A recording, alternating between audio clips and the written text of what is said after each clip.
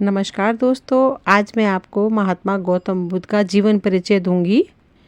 महात्मा गौतम बुद्ध का जन्म 563 ईसा पूर्व के कपिलवस्तु के पास लुम्बिनी नामक राज्य में हुआ था, जो वर्तमान समय में नेपाल में स्थित है। उस समय की परंपरा थी कि जब भी बच्चे का जन्म होने का समय आता तो महिलाएं अपने मायके जाकर बच्चे को जन्म देती थीं। महारानी माया देवी भी अपने मायके जा रही थी, तभी रास्ते में उन्हें प्रसव पीड़ा महसूस होने लगी और वो वहीं एक पेड़ के नीचे ही गौतम बुद्ध को जन्म हुआ। गौतम बुद्ध के जन्म के 7 दिन बाद उनकी माता माया देवी की मृत्यु हो गई थी।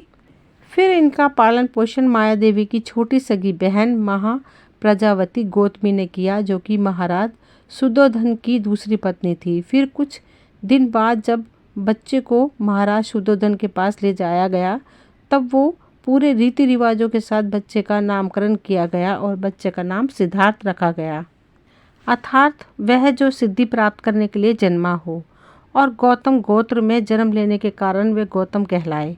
जन्मोत्सव समारोह के दिन बहुत से विशिष्ट बड़े ब्राह्मणों और विद्वानों को भी आमंत्रित किया गया, ताकि वे बच्चे के भविष्य के बारे में भविष्यवाणी कर सकें।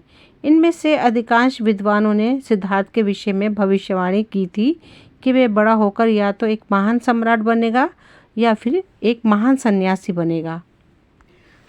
जब महाराज ने विद्वानों द्वारा सन्यासी बनने की बात सुनी तो महाराज सोच में पड़ गए, क्योंकि वे चाहते थे कि सिद्धार्थ एक महान राजा बने। इसलिए इस डर से ही कि सिद्धार्थ सन्यासी न बन जाए, उनका पालन पोषण महल में ही किया गया। इनको हर प्रकार की सुख सुविधाएं दी, किसी भी चीज़ की कमी नहीं होने दी और सभी प्रकार के दुखों से दूर रखा, क्योंकि महाराजा को डर था कि सिद्धार्थ कहीं सन्यासी न बन जाएं। सिद्धार्थ का स्वभाव बचपन से ही करुणा और सरल था। उनके मन में दूसरों के प्रति दया की भावना और समय के साथ साथ उनकी ये प्रवृत्ति बदली नहीं। जब घोड़ों की दौड़ में घोड़े के दौड़ते समय घोड़े के मुंह से झाग निकलने लगता था, तब घोड़े को थका जानकर वहीं रोक दिया करते थे और जीती हुई बाजी हार जाया करते थे।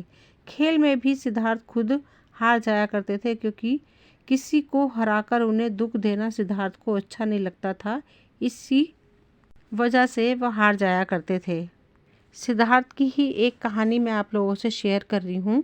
एक दिन जब सिद्धार्थ के चचेरे भाई देवदत्त ने अपने तीर से एक हंस को घायल किया, तो सिद्धार्थ ने ही उस हंस की जान बचाई। इसके बाद जब देवदत्त ने उस हंस को सिद्धार्थ से यह कहकर मांगा कि ये हंस मेरा है और मैंने इसे अपने तीर से निशाना लगाकर गिराया है, सब सिद्धार्थ ने हंस को देने से इनकार कर दिया और उसने कहा, मारने वाले से बड़ा बचाने वाला होता है।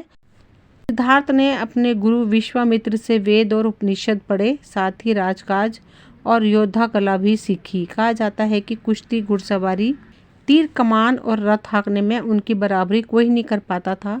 जब सिद्धार्थ 16 वर्ष के हुए तो उन्होंने राजकुमारी यशोधरा से विवाह किया, जो एक कोलीय वंश से थी।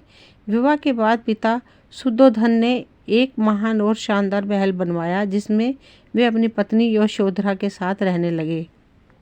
उसी समय उनके पुत्र राहुल का जन्म हुआ। हालांकि विवाह के बाद भी उनका मन किसी चीज़ की तलाश में खोया रहता था, इसलिए उन्होंने सांसारिक बंधनों को छोड़कर धीरे धीरे वैराग्य की ओर बढ़ने का निर्णय लिया। सिद्धार्थ कभी भी अकेले अपने महल से बाहर घूमने नहीं गए थे।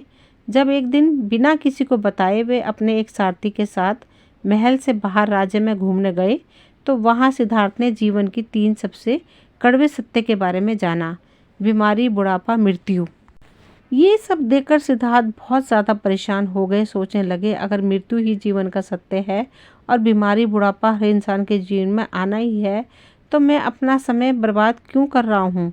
उनके मन में बहुत से सवाल आने लगे। इसके पश्चात सिद्धार्थ ने एक सन्यासी को देखा, जो बिल्कुल संत और उससे किसी भी प्रकार की परेशानी नहीं थी। उसने शांति को प्राप्त कर लिया था। फिर सन्यासी को देखने के बाद सिद्धार्थ ने निर्णय लिया कि वो सन्यासी बनेंगे। 29 वर्ष की आयु में एक रात बिना किसी को बताए सारे ऐशो आराम अपनी पत्नी और पुत्र को छोड़कर सत्य की तलाश में और सुख की मार्ग को ढूंढने के लिए निकल गए। यहीं से शुरू हो गई सिद्धार्थ गौतम से गौतम बुद्ध बनने की यात्रा। महल से निकलकर सबसे पहले उन्होंने अनोमिया नदी के तट पर पहुंचकर पहले बाल कटवाए, फिर साधु की भेष में आ गए। और भिक्षा मांगने लगे। इसी घटना को बौद्ध ग्रंथों में महाभिनिष्क्रम नाम दिया गया है। अपना सब कुछ त्यागने के पश्चात सिद्धार्थ ने अपने प्रथम आध्यात्मिक गुरु आलर क्लास से संन्यास की कला में शिक्षा प्राप्त की। इसके बाद उन्होंने तपस्या करना शुरू किया। पहले तो वे सिर्फ तिल चावल खाते थे, बाद में उन्होंने सब कुछ त्याग दिया और तपस्या में लीन हो गए। लेकिन 6 वर्ष तक कठोर तप करने के बाद भी उन्हें ज्ञान की प्राप्ति नहीं हुई और वो बिना कुछ खाए तपस्या करने के कारण उनका शरीर सूखकर लकड़ी की तरह हो गया। फिर एक दिन सुजाता नाम की गांव की लड़की ने सिद्धार्थ को बड़े आदर से खीर भेंट करने पर सिद्धार्थ ने खीर खाकर अपना उपवास तोड़ा और सिद्धार्थ को आभास हुआ कि शरीर को कष्ट देकर उन्हें कुछ हासिल नहीं होगा, इसलिए मध्यम का रास्ता ही सर्वश्रेष्ठ है। इसके बाद नदी में स्नान करके एक बड़े से पीपल के पेड़ के नीचे ध्यान में लीन हो गए। 49 दिनों तक लगातार ध्यान करने के बाद उन्हें दिव्य ज्ञान की प्राप्ति हुई और वे सिद्धार्थ से गौतम बुद्ध बन गए।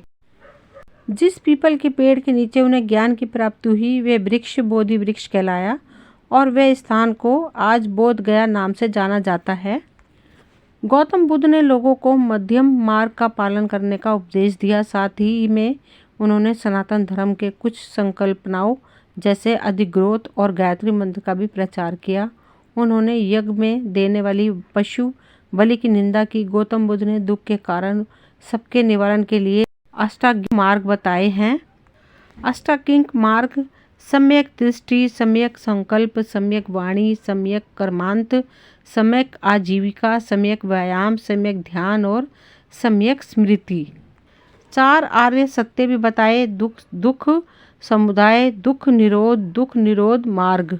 गौतम बुद्ध के ये उपदेश थे ध्यान तथा अंतर्दृष्टि, मध्य मार्ग का अनुसरण, जन्म मृत्यु रोग इच्छा ये सभी दुख देते हैं। किसी भी प्रकार की इच्छा ही हमारे दुखों का कारण होती है। उनके मुख्य ये विचार थे सूर्य चंद्र सत्य कभी नहीं छिपते, वर्तमान ही सत्य है और खुशी का रास्ता भी। मनुष्य का सबसे बड़ा शत्रु उसका क्रोध है। संदेह और शक की आदत सबसे ज़्यादा भयानक है। लक्ष्य से ज़्यादा यात्रा पर ध्यान दो। बुराई को सिर्फ प्रेम से हराया जा सकता है। खुशियाँ बांटने से बढ़ती हैं। कोई भी निर्णय सोच समझ कर लें, लगाव से दूर रहें। मनुष्य अपनी सोच से बनता है। विद्वानों के अनुसार गौतम बुद्ध की मृत्यु 483 ईस्वी पूर्व 80 वर्ष की आयु में गोरखपुर के कुशीनगर में वैशाख मास की पूर्णिमा को हुई थी। बुद्ध का शरीर त्यागने की इस घटना को महापरिनिर्वाण कहा जाता है। गौतम बुद्ध के अंतिम शब्द ये थे, हे भिक्षुओं, इस समय आज तुमसे इतना कहता हूँ कि जितने भी संस्कार हैं सब नाश होने वाले हैं। प्रमाद रहित होकर अपना कल्याण करो। दोस्तों, इस वीडियो में मैंने परिचय, शिक्षा और विवाह, गृह त्याग, ज्ञान प्राप्ति, शिक्षाएं, उपदेश और विचार के बारे में। दोस्तों, ये था गौतम बुद्ध के जीवन का परिचय। मुझे उम्मीद है आपको ये वीडियो पसंद आई होगी। अगर ये वीडियो पसंद आई हो तो प्लीज़ लाइक शेयर सब्सक्राइब करें ताकि वीडियो की नोटिफिकेशन समय समय पर आपको मिलती रहे। मिलते हैं अगली वीडियो में। Thank you.